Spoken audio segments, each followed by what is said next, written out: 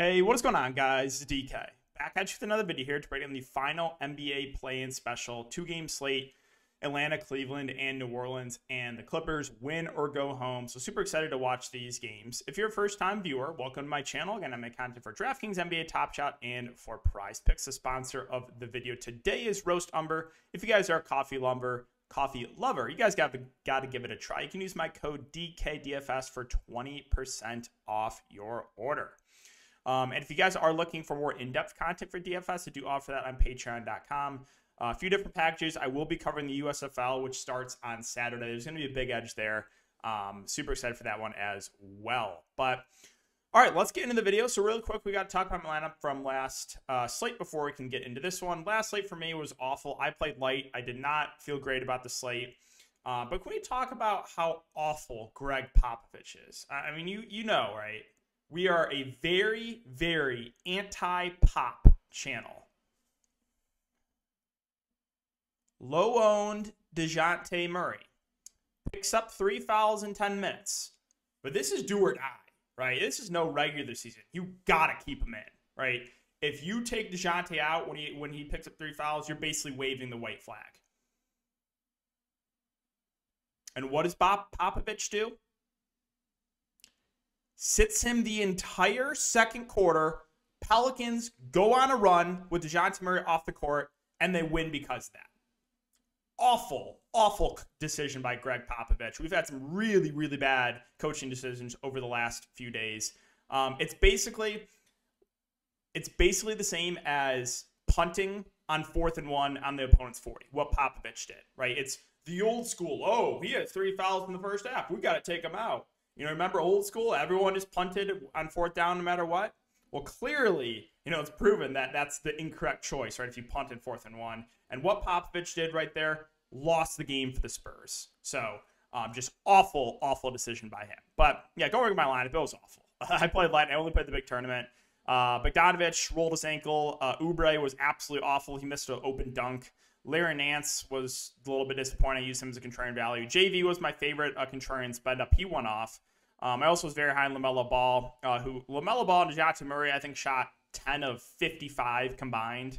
Unreal stuff there. Again, DeJounte Murray sits the entire second quarter. You lost the game because of it, Pop. Congrats. And then, yeah, Hunter was good. Primo was awful. It was just very, very bad day for me. But I played light. And again, small sites like this, I don't go crazy. I don't think there's a huge edge. So, yeah, that's it for the look back. Disappointing night for myself. But we got a 2-game slate to talk about here. And let's talk about... Here, let me bring up... I should have had this up already. Let's see. What do we got for the Vegas odds in this one? Okay, so Atlanta and Cleveland's a 223 over under. And Atlanta are 2.5-point favorites. And the Pelicans and Clippers are 215.5 over under. The Clippers are 4-point favorites. Okay, so starting with Atlanta. So Trae Young, I mean, it does feel too cheap at 9.7. Last game, he was 10.6K. I know he had a subpar game. He only shot 8 of 24, but, like, this just feels too cheap in a win-or-go-home matchup for Trae Young.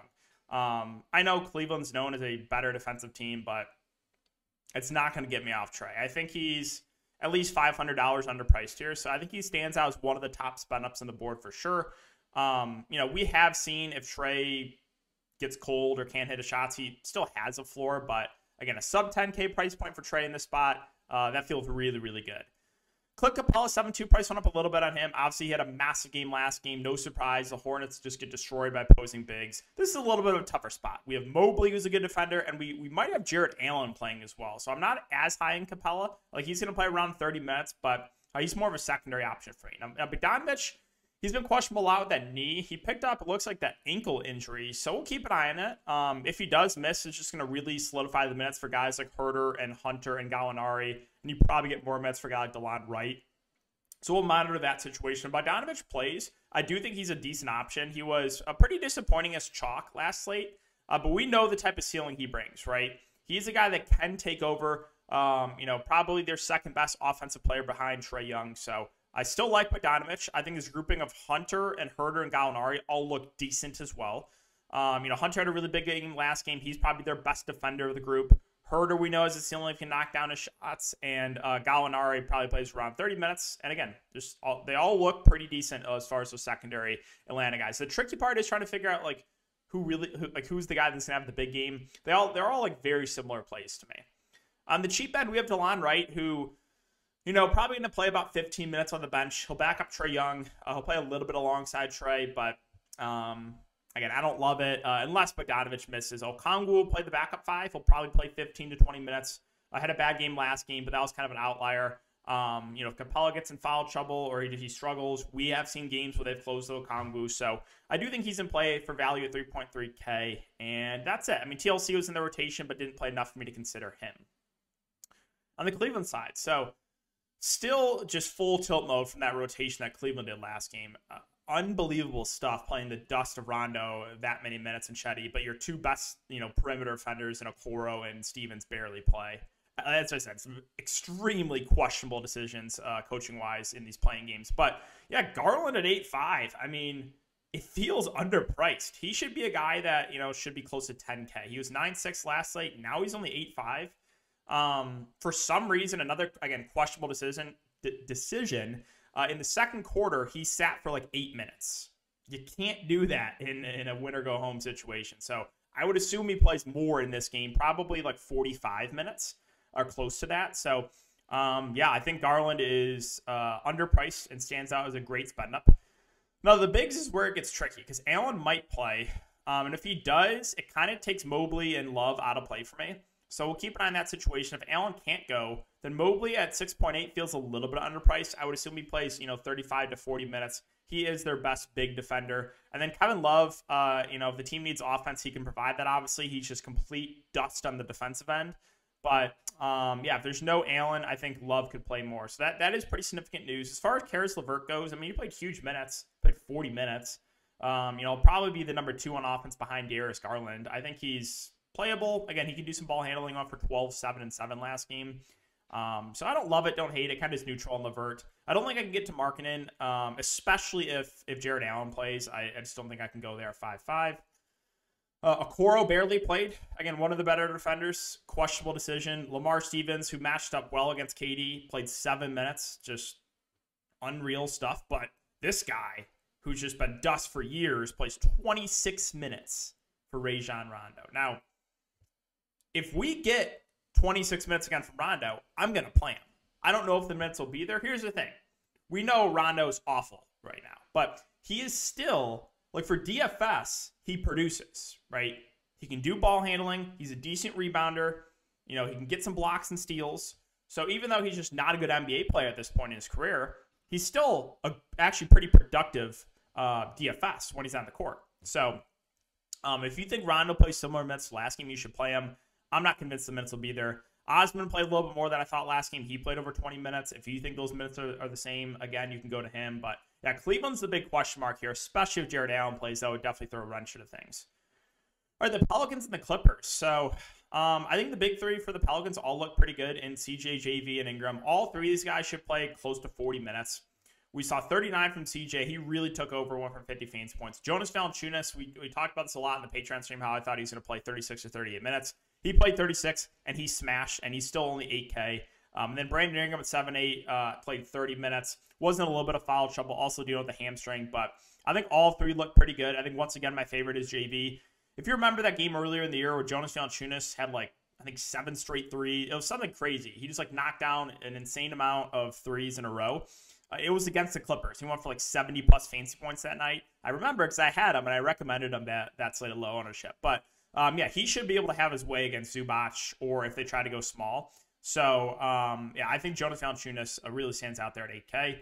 Herbert Jones, I think, is pretty safe. He's going to play huge minutes. He's more out there for defense. He had a good game last game. He had 2 blocks, 2 steals, 12, 5, and 3. I would say last game was a little bit of an outlier. More often than not, you're probably getting somewhere in that 20 to 25 fantasy point range. But he's one of the better defenders, so he's probably going to defend Paul George. So, yeah, definitely I think he's a safe play. Jackson Hayes really saw his minutes cut, only played 20 minutes. So the price did come down, though. I don't think he's completely out of play, but definitely hard to prioritize him. Now, we did see Jose Alvarado pass Devontae Graham in the rotation. And it was pretty tilting because Alvarado was very low on the showdown as he should have been, because in previous very important games he barely played. But of course, he overpassed Graham out of nowhere and, got there for people, bailed out the people that played him in the showdown. He was an awful play in the showdown. But yeah, now it looks like he's overtaken Devontae Graham. So if you're confident that he's going to get around 20 minutes like he did last game, I actually think he's a good value play because Alvarado's a guy that can contribute in a lot of different ways. The question is, do they go back to Graham or do they stick with Alvarado after last performance? I would think it's Alvarado over Graham in the rotation. Graham still played a little bit, but only 7 minutes. So I think Alvarado's playable. Do not play Hernan Gomez. He's not going to be in the rotation. Najee Marshall probably plays somewhere around 10 to 15 minutes. I don't think it's enough for me to consider him. I think I would rather take a shot in like Nance or Murphy. Murphy did play 22 minutes last game for what it's worth. So he's a good scorer. Does have a floor, though, if he's not knocking down his shots. But he is only 3.2K. And then Larry Nance, he'll play the backup 5. He'll probably play 15-ish minutes, maybe a little bit more. Now, here's the thing. The Clippers, we know, like going small to close games. So could it be a situation where the Clippers go small and then by default the Pelicans match them and go small? And if they do, I think it's Larry Nance that benefits. Like if they take Jonas Valanciunas off the court, I don't think it happens, but it's not out of the realm of possibilities that both teams go small. And if JV goes to the bench, I think it's Nance that comes in. So I think he's an intriguing play there at 3.4K. And then finally, the LA Clippers. So Paul George, of all the spend ups, he's probably your safest at 10K, but he's also the most expensive. Again, he played 41 minutes last game. I'm expecting similar minutes here. I think he's very safe. He'll have Herbert Jones on him. I'm not going to get off Paul George because of individual defense. There's so much switching that goes on in the NBA that you should never, ever avoid someone because of individual defense. So I think Paul George makes for a pretty good spend up there at 10K. Unfortunately, and it's very unfortunate, but I think Reggie Jackson's a really good play in the mid-range. This guy's so up and down. The thing is the minutes. He played 42 minutes.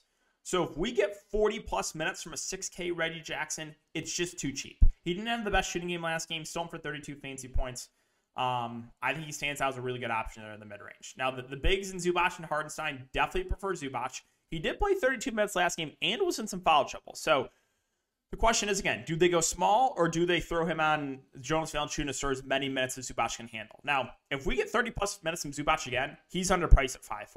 I'm just not sure if we get those minutes again if the Clippers go small because we saw, a lot last year in the playoffs. Basically, every single time they close small. So the question is, do the Clippers try to go small here or do they try to, match JV with a guy like Vicha Zubac? Norman Powell was very popular last slate. I was a little bit confused why he was that popular. I mean, we're going to get like 25 to 30 minutes from him off the bench. The issue with Norman Powell is he's pretty score independent. So, he still has a floor. He's just in that grouping of wings. It's him, it's Morris, it's Batum. We can throw Man in that mix. If Kennard, if he plays.